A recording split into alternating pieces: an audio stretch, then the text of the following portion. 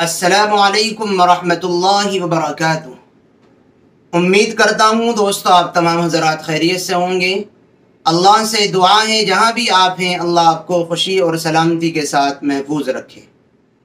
دوستو آج آپ حضرات کی خدمت میں ایک سوال اور اس کا جواب ہے۔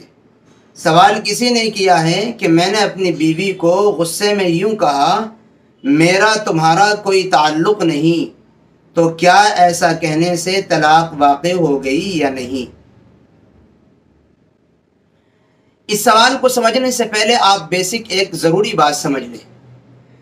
طلاق کے لیے جو الفاظ استعمال ہوتے ہیں وہ دو طرح کے ہیں، الفاظ صریح، الفاظ کنایہ۔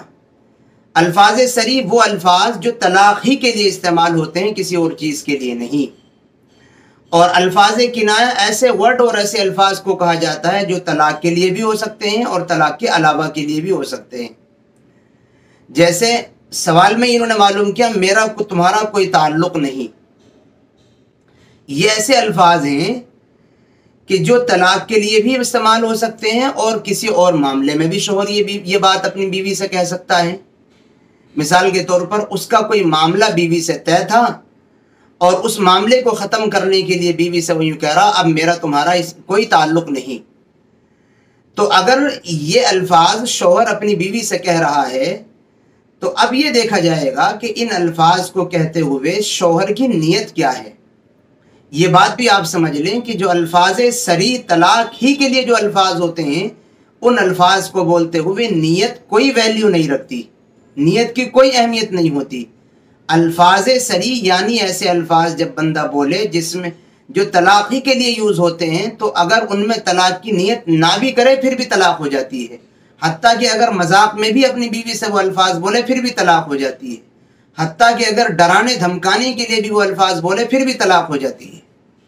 الفاظ کنایہ جب بندہ اپنی بیوی سے بولتا ہے جیسے کہ یہ ہیں میرا تمہارا کوئی تعلق نہیں ہے، تو کنایہ الفاظ ہیں، یعنی اس میں طلاق بھی مراد ہو سکتی ہے اور کوئی اور معاملہ بھی مراد ہو سکتا ہے۔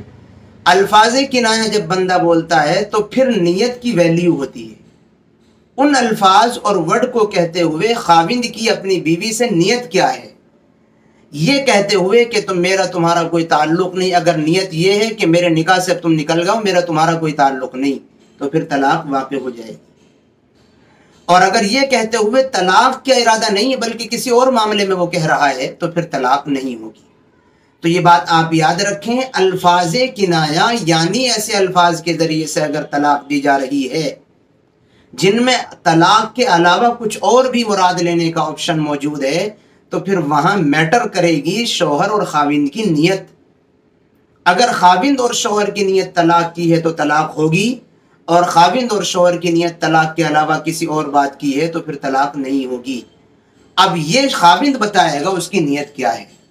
اب آپ یہ کہہ سکتے ہیں کہ جی خاوند تو جب طلاق دینے کے بعد دن میں تارے نظر آ جائیں گے اپنی نیت بدل دے گا، تو بھائی نیت ہمارے سامنے ہی تو بدل دے گا، آپ کے سامنے ہی تو بدل دے گا۔ مسئلہ جس سے معلوم کر رہا ہے اسی سے تو جھوٹ بول دے گا، لیکن جس کے لیے وہ طلاق کے مسئلے معلوم کر رہا ہے یعنی اللہ کے ڈر سے، اس سے تھوڑی چھپا لے گا اپنے دل کی حقیقت کو۔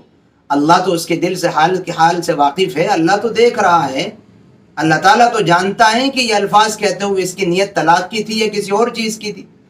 اس کی نیت اگر طلاق کی تھی اور اب یہ اپنی بیوی کو نکاح میں بچانے کے لیے کچھ اور بتا رہا ہے تو اللہ دیکھ رہا ہے، اللہ اس کی ٹھکائی لمبی بجائے گا۔ اللہ سے جھوٹ نہیں بول سکتا، اللہ سے کوئی بات نہیں چھپ سکتی۔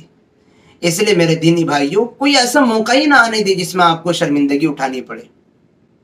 خوب غور و فکر کے ساتھ اس طریقے کے فیصلے لینے چاہیے، اور یوں نہیں کہ کچھ بھی جذبات میں، غصے میں، اپنی جوانی کے جوش میں آ کر کے کچھ بھی کہہ دیں بعد میں پچھتاوا۔ سوچ سمجھ کر کے کوئی فیصلہ لینا چاہیے۔ اللہ ہم سب کو سمجھ نصیب فرمائے، آمین۔